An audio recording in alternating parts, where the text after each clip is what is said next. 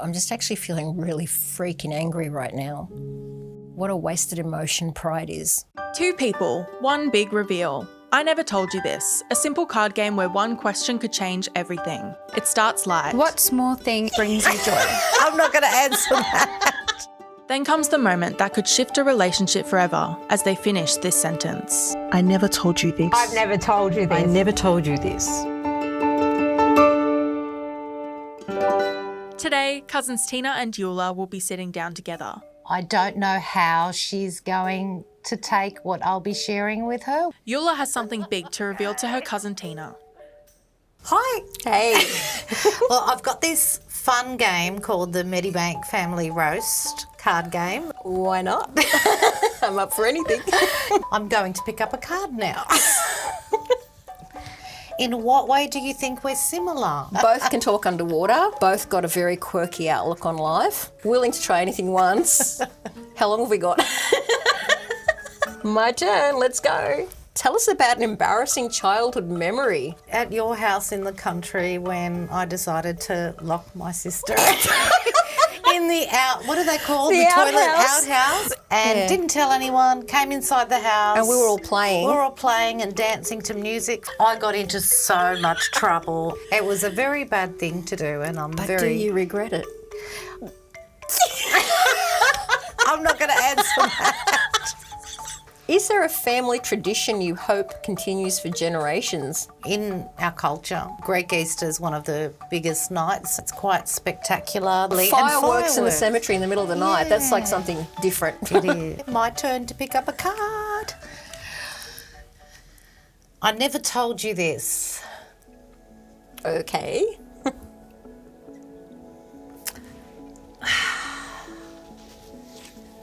You know how whenever I see you, you are constantly asking me why I'm giving you things, whether it's food, useless objects, nice things. And you've tried to diagnose it. Tried to see if it was a disorder of some sort. Correct, Yeah. correct.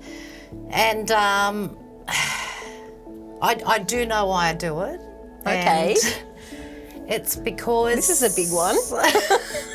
When I was about between the ages of 8 and 12, whenever you closed the takeaway shop that you owned in the country, 8 hours away it was, you'd come down for public holidays.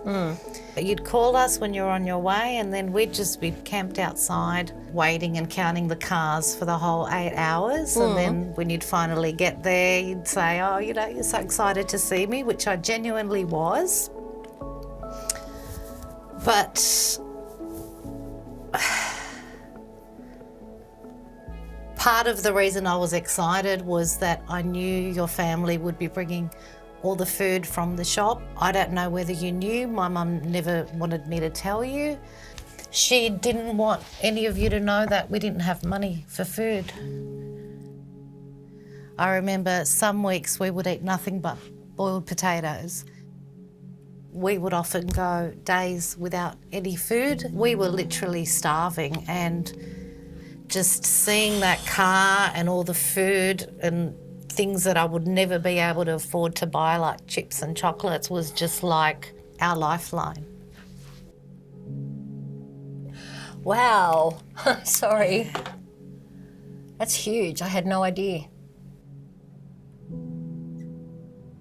I'm just actually feeling really freaking angry right now because it just goes to show what a wasted emotion pride is. You're my cousins. We never wanted for anything. We didn't have lots of everything. We had enough. And to think that you guys didn't have enough breaks my heart. And I'm sure if my family, my parents reached out, your parents would have absolutely helped us. 100%. You always look after the children, and it's not anything to put an extra plate out. Do you know what I mean? I know things were hard, like, you know, especially for immigrant families, you know, with parents learning English as a second language, things were quite tough. I remember my dad telling me, you know, that he'd often work 3 or 4 jobs at a time just to try and make ends meet, but I just assumed that you guys were always okay. My dad had his own issues and couldn't keep a job down. My mum had mental health issues. Both our families migrated. Your parents opened up a shop and were doing well. Mine were struggling to make ends meet or hold down any regular work. Your parents were successful and they were failures. Well, I think that's something that's just endemic amongst not just Greeks, but lots of cultures. They waste their time worrying about what other people are going to think when actually no one's thinking about them at all. If my dad had known that things were that difficult for you, he would have employed your parents. You know, we could have all lived together and worked together because God knows we needed workers. Yeah, you know, absolutely. it didn't have to happen. Moving forward, it's how do we make it better for us and our children, and how important it is to ask for help. It might be the norm to suffer in silence. We know in our culture it's a pride thing, but we need to change that, and we change that by coming out, setting an example. Well, I mean, remember when we were kids, you couldn't find a translator. How many times did you get dragged to an office with your mum and dad to try and explain something, you know? So I think definitely as a social thing, we are progressing as a society.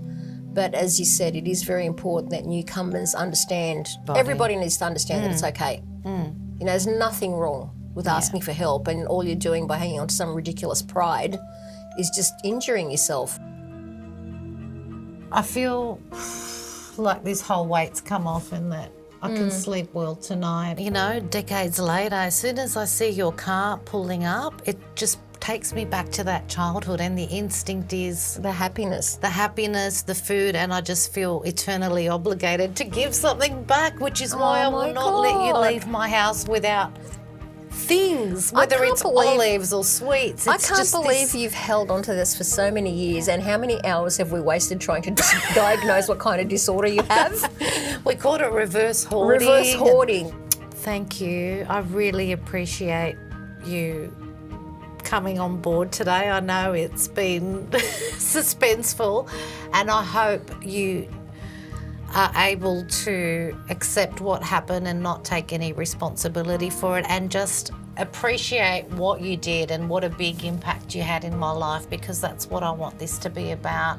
I don't think there's anything I couldn't ask you for, and I hope that you feel the same way. I do. You know, genuinely. I do.